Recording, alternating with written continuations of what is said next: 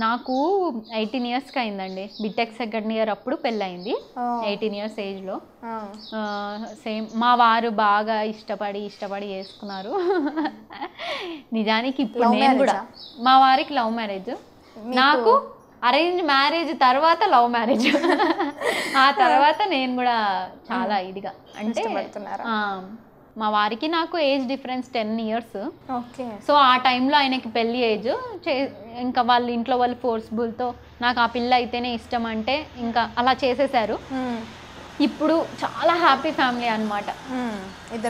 మీరు మీ హస్బెండ్ అంతే. మంచిగా లీడ్ చేస్తున్నారా? చాలా మంచిగా అండి. ఇంత హ్యాపీగా ఉండడానికి మెయిన్ రీజన్ అదే. ఆయన సపోర్ట్, ఇంట్లో యూట్యూబ్లో కానీ ఇట్లా రావడానికి ప్రతిదీ ఆయన సపోర్ట్ వల్లే ఇప్పుడు ఇక్కడ వరకు. బ్యాడ్ కామెంట్స్ పెట్టినప్పుడు కూడా చదువుతారా? చదువుతారు, కొన్ని చదువుతారు. అస్సలు చెప్తారు, నువ్వు అసలు ఇది పట్టించుకోకు, అందరూ ఒకలాగే ఉంటారా, ఉండరు కదా, వాగే వాళ్ళు వాగుతూనే ఉంటారు, నువ్వు చేసేది నువ్వు చెయ్యి, అసలు వాళ్ళ మాటలు పట్టించుకోకు, సోషల్ మీడియా అంటేనే ఇంతే, ఇంకా ఎవరినైనా అంటారని.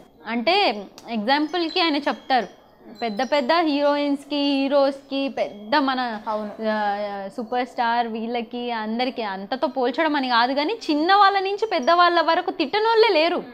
ఇప్పుడు మంచి పని చేసే వాళ్ళకు కూడా తిట్టేవాళ్ళు ఉన్నారు కింద. సేవ చేస్తే వీడియోలు ఎందుకు అనేవాళ్ళు ఉన్నారు, చెయ్యకపోతే చేయలేదా అనేవాళ్ళు ఉన్నారు. కాబట్టి తిట్టడం కామన్. ఇంకా అవి మనం పట్టించుకున్నామంటే కెరియర్లో నువ్వు వెళ్ళలేవు, నీదేంది నువ్వు ఇష్టంతో వెళ్ళావు, సో అది మాత్రం చేసుకుంటుండే. ఇంకా ఆయన నాకు ఐడియాస్ ఇస్తాడు, ఇట్లా చేయి అట్లా చేయాలి. అవునా? అంటే వీడియోస్ లో ఎప్పుడు కనిపించరు కదా, సో ఆయనకి అంత ఇంట్రెస్ట్ లేదేమో. లేదు, ఫుల్ ఇంట్రెస్ట్. ఆఫీస్ లో వాళ్ళ ఫ్రెండ్స్ అందరితో మస్తు చెప్పుకుంటుంటాడు మా వైఫ్ అని. అంటే మామూలుగా వాళ్ళు సబ్స్క్రైబర్స్ అంట, ఈయన వైఫ్ అని తెలీదు కానీ చూస్తూ ఉంటారంట. సో ఏదో మాటల సందర్భంలో వచ్చినప్పుడు తను మా వైఫే అనడం, వాళ్ళకి ఫోన్లు చేసి నాకు ఇవ్వడం, ఈవినింగ్ రోజు రాగానే ఆఫీస్ విషయాలు చెప్పడు. ఈరోజు 40 మంది నేను చేయించిన, ఈరోజు 10 మందిని నేను చేయించిన అని చెప్పి ఇంటికి వచ్చి అదే చెప్తుంటాడు అనమాట. ఈరోజు చాలా హ్యాపీగా ఫీల్ అవుతాడు. ఇంటికి వచ్చి చెప్తాడు, ఇంతమందిని నేను చేపించా, చూసావా వచ్చారా అని. నిజానికి నాకు ఎక్కువ మంది వస్తారు కానీ ఆయన సంతోషం అది, అలా చెప్తూ ఉంటాడు అనమాట. ఇంకా వెళ్ళినప్పుడు ఇవాళ మా ఫ్రెండ్ ఇలా అడిగాడు, నువ్వు ఇది పెట్టావంట కదా అదంట కదా అని హ్యాపీగా సరదాగా మాట్లాడుతుంటాడు. కాకపోతే సిగ్గు ఫీలింగ్ తనకి, అందుకే వీడియోస్లోకి రాడు. సగం టైం ఏంటంటే ఆయన లేనప్పుడు నేను వీడియోస్ తీసుకుంటా, కొన్ని టైమ్స్లో ఆయన ఉన్నా కొంచెం సిగ్గుపడుతుంటాడు. ఎవరెవరి ఇష్టం వాళ్ళది కదా, ఒక్కొక్కరికి రావడము చూపించడం అని ఉంటది నాలాంటి వాళ్ళకి. మాట్లాడాలి ఆలోచన ఇట్లా చేయని చెప్పడం, ముందు స్క్రీన్ వరకు రారనమాట. అంటే నేను చూస్తూ ఉంటా కదా వీడియోస్, ఎప్పుడు మీ తమ్ముడు గారు వాయిసే వినిపిస్తూ ఉంటుంది, రారా చూద్దు అట్లా చెప్తూ ఉంటారు కదా. సో నేను మీ మదర్ వాళ్ళ ఇంట్లోనే ఉంటున్నారు మీరు, ఎక్కువ మీద కలిసే ఉంటారేమో, మీ హస్బెండ్ లేరేమో దగ్గరలో, అట్లా నేను ఫీల్ అయ్యాను. అదే నీ కామెంట్స్ కూడా చదివాను. నిజానికి అయితే ఇది కూడా అండి, ఇది అసలు మీరు మంచి పాయింట్. కామెంట్స్లో చాలా అడుగుతూ ఉంటారు. నేను ఉండేది మా హస్బెండ్తోని మా ఇంట్లోనే ఉంటా, ఇక్కడే ఉండేది. మమ్మీ వాళ్ళు ఇక్కడికి దగ్గరలో ఎల్బినార్లో ఉంటారు. వాళ్ళు బిజీ, ఎప్పుడు అమ్మ నాన్న అసలు ఉండరు ఎవరు. నాకు వీడియో నేను తీసేది చెప్పాను కదా, 4-5 రోజులకి సరిపడా ఒక్క రోజు తీస్తా. అంటే వారంలో 2 సార్లు 3 సార్లు వీడియో షూట్, మిగతా అంతా వీడియో అప్లోడ్ చేసుకుంటా, కానీ తీసేది ఒక్కసారి లేదా 2 సార్లు ఇలానే తీస్తా అనమాట. ఆ రోజు తమ్ముడికి కాల్ చేసి నేను ఫ్రీ ఉన్నప్పుడు పిలిపించుకుంటా, రారా వీడియో తీసిద్దు అని. సో తీస్తాడు, నేను పెట్టిన తినేసి వెళ్ళిపోతాడు అనమాట. ఇంకా వాడు మేము నేను ఎప్పుడు ఉండేది హస్బెండ్తోనే. జనాలు దీన్ని కూడా కొంతమంది టూ మచ్గా ఏదైనా వండింది చూపిస్తే, ముందు నువ్వు మీ అమ్మగారింట్లో ఉండి మాట్లాడు, ఎప్పుడు మీ అత్తగారింట్లో ఉండి మాట్లాడు, ఎప్పుడు అమ్మగారింట్లోనే పడి వస్తావా అని ఇలా అంటారు. ఆడపిల్లని ఎందుకండి అలా అనడం? నిజానికి ఆ అమ్మాయి ఎలాంటి సిచ్యువేషన్లో ఉంది, నిజానికి నా హస్బెండ్తోని ఇక్కడే ఉంటున్నా, కానీ అమ్మగారి దగ్గర ఉండే లేడీస్ కూడా ఉన్నారు. అట్లా మొహం మీద అంటే వాళ్ళు ఏ సిచ్యువేషన్స్లో ఉన్నారు. ఏ ఆడపిల్లకి పెళ్ళైన తర్వాత అమ్మగారింటికి పోయి ఉండడానికి ఇష్టపడదు. ఫస్ట్ థింగ్ వాళ్ళకే ఎన్ని కష్టాలతో ఎన్ని బాధలతో పోయి ఉంటుందో. మీరు ఆమె బాధలే ఆమెకు 36 ఉంటే మీరు ఇంకా గుచ్చి అనడము, వాళ్ళని బాధ పెట్టి ఏమొస్తుంది అసలు? సరే అయినా ఉంటారు, ఇప్పుడు మగపిల్లలు ఉండట్లేరా? ఆడపిల్లలు ఉంటే తప్పు వచ్చిందా? ఎందుకు ఆడపిల్లలు కూడా ఉంటారు అమ్మ దగ్గర. పెళ్ళి అయిన తర్వాత హస్బెండ్ని తెచ్చి పెట్టుకుంటే నేరమా ఘోరమా? ఎప్పుడు అమ్మాయిలే పెళ్లి చేసుకొని వెళ్ళిపోవాలా? వీళ్ళుంటే ఎందుకు తప్పు? అలాంటి జాయింట్ ఫ్యామిలీస్ కూడా ఉన్నాయి, పెద్ద పెద్ద బలిసిన వాళ్ళు, అంటే ఐ మీన్ బాగుండే వాళ్ళు ఉన్నారు. మన సీనియర్ యాక్టర్స్ కానీ ఇట్లా బాగా వెల్ సెటిల్డ్ బాగా ఉండేవాళ్ళు. మరి వాళ్ళని ఎందుకు క్వశ్చన్ చేయరు? అక్కడ ఏది తప్పు కనిపించదు. బాధలో ఉండి కష్టాల్లో ఉన్న అమ్మాయి పోతే మాత్రం అది మాత్రం తప్పు కనిపిస్తుంది ఈ జనాలకి. నాకు ఇది కూడా అసలు చాలా ఫ్రస్ట్రేషన్ అనిపిస్తుంది. నేను ఉండేది నిజానికి మా హస్బెండ్ దగ్గరే. మీ అత్తయ్య కనిపించదా? ఎప్పుడు అమ్మకాడే పడి ఉంటావా అంటే మా అత్తయ్య ఇక్కడ ఉండరు.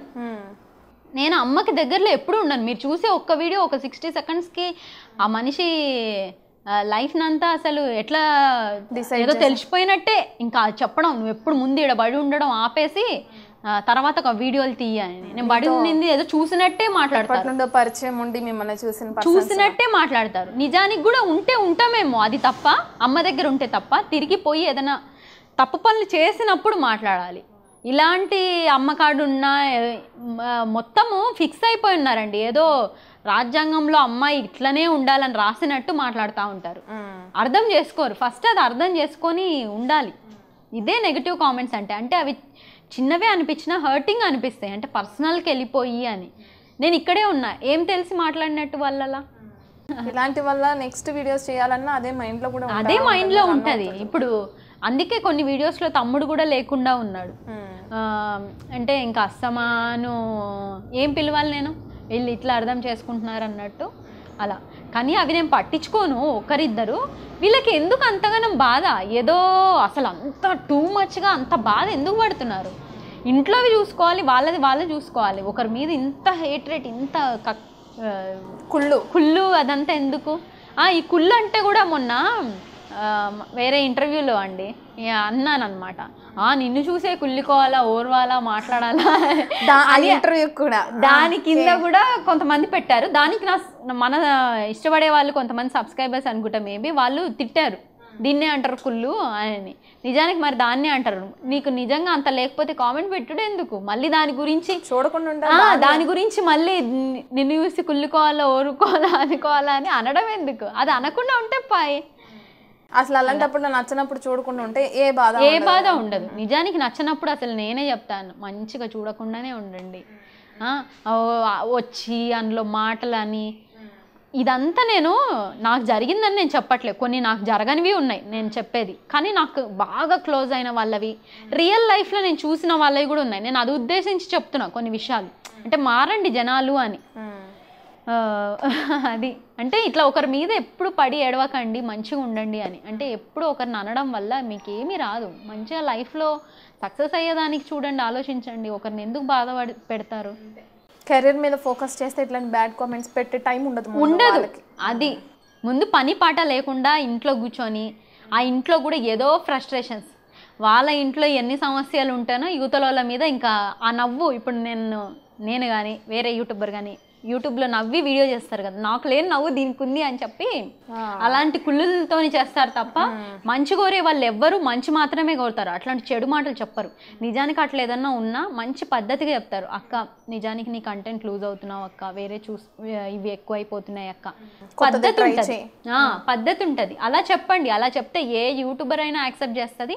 రియల్ లైఫ్లో కూడా మంచిగా యాక్సెప్ట్ చేస్తారు. నేను వచ్చి ఓకే నీ హెయిర్ స్టైల్ కొంచెం ఇట్లా చేయి అట్లా చేయి అని చెప్తే వింటారు. అంతేగాని మొహం చూసుకున్నావు ఇది చూసుకున్నావు అంటే అవతల మనిషిని బాధ పెట్టడం. నువ్వు ఇంటెన్షన్గా నీ ఉద్దేశం ఏంటంటే బాధ పెట్టడమే ఉద్దేశం, డిస్కరేజ్ చేయాలి.